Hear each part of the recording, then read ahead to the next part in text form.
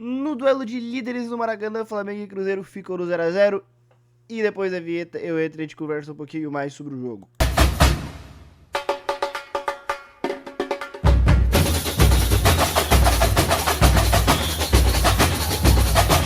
E aí, gurizada? Tudo bem com vocês? Tá feliz, flamenguista? Acho que mais ou menos, né? Pra estar em casa, xarope, flamenguista, xarope do jeito que é, deve estar meio chateado. Cruzeirense, acho que pelo contexto, tem que ficar feliz.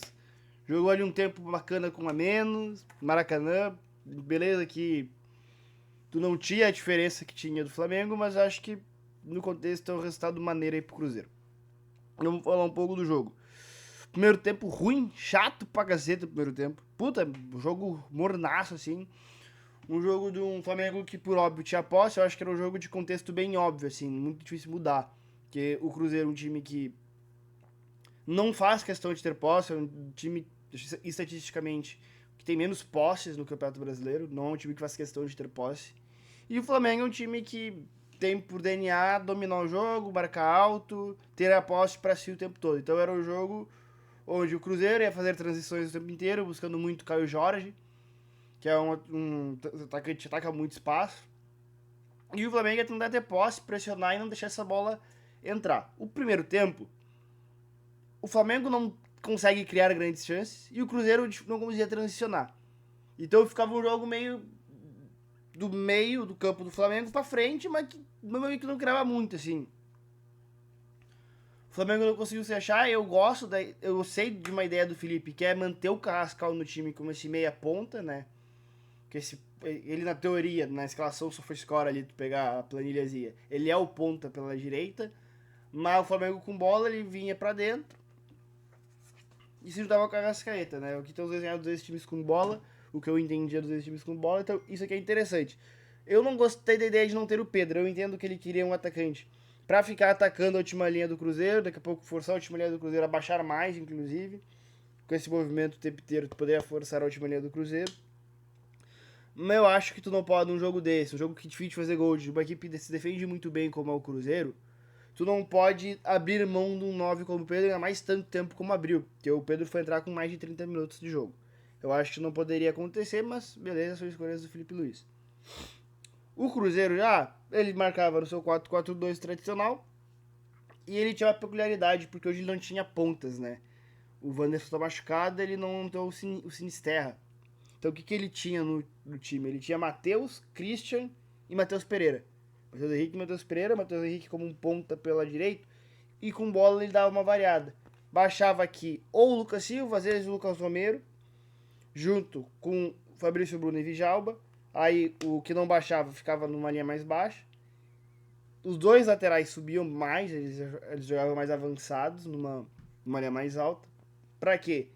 Pra ter Matheus, Christian e Matheus Pereira mais próximos. E variando o Matheus com um pouquinho mais de liberdade, variando bastante, indo bem próximo no setor da bola, assim. Tanto que a gente vê ele pelo lado direito, pelo lado esquerdo, por dentro, por fora.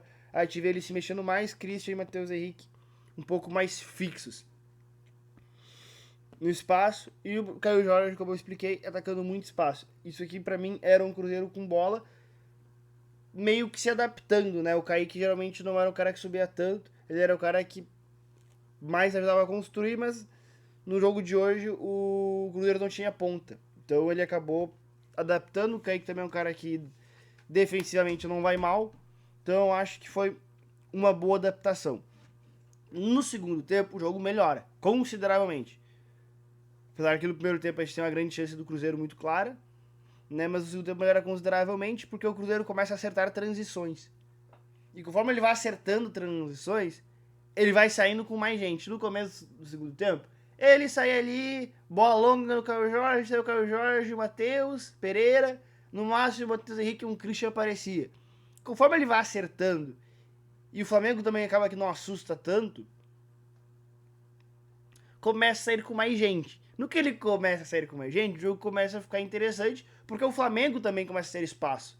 E nisso começa a ficar uma trocação legal, o Cássio as boas defesas, o Rossi também acaba trabalhando legal, e nisso o jogo se torna muito mais interessante a partir do momento que o Cruzeiro começa a entender que dá para ele jogar também. Ele não precisa ficar só se defendendo. E nas transições ele consegue ameaçar o gol do Rossi. Aí tem a expulsão do William, que eu acho que aí muda completamente o que se tinha de futebol até aquele momento. Porque a expulsão do William ela muda o jogo, né? Quando o William é expulso, o Cruzeiro fica com um a menos. O Flamengo aí realmente se atira em cima do Cruzeiro, por estar em casa, por querer o resultado, por querer descolar. E o Cruzeiro com um a menos aceita que o empate é o mau resultado, se fecha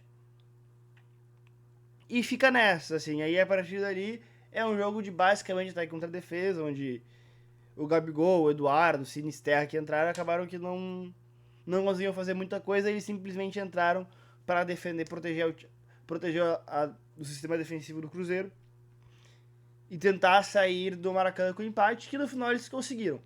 Pro campeonato, eu acho que mudou pouco, tá? Acho que se o Flamengo ganha hoje, abria 7, meio que tirava o Cruzeiro da briga. Dificilmente o Cruzeiro ia se recuperar para brigar pelo título. Se o Cruzeiro vence, eu acho que encostava e embalava geral ali. Como um empate, cara, eu acho que muda muito pouco. Eu acho difícil, ainda complicado do Cruzeiro encostar, porque a gente tá falando de 4, 5 pontos, ou seja, tem que contar com um tropeço do Flamengo, e o Flamengo é um time que não tropeça, faz 2 meses que não perde um jogo. Então, assim, é muito difícil a gente contar com isso hoje. Então, eu acho que pro campeonato mudou muito pouco. Pro Palmeiras ficou bom, porque o Palmeiras encosta no Flamengo, consegue tirar 2 pontinhos ali do Flamengo e passa o Cruzeiro. Então eu achei a rodada pro Palmeiras muito boa, pra Cruzeiro e pra Flamengo. O Flamengo acho que não foram muito boas não, o resultado meio que não aliviou a vida de ninguém. Beleza? Tamo junto. Deixa o teu like aí, comenta o que tu achou do jogo e é nóis.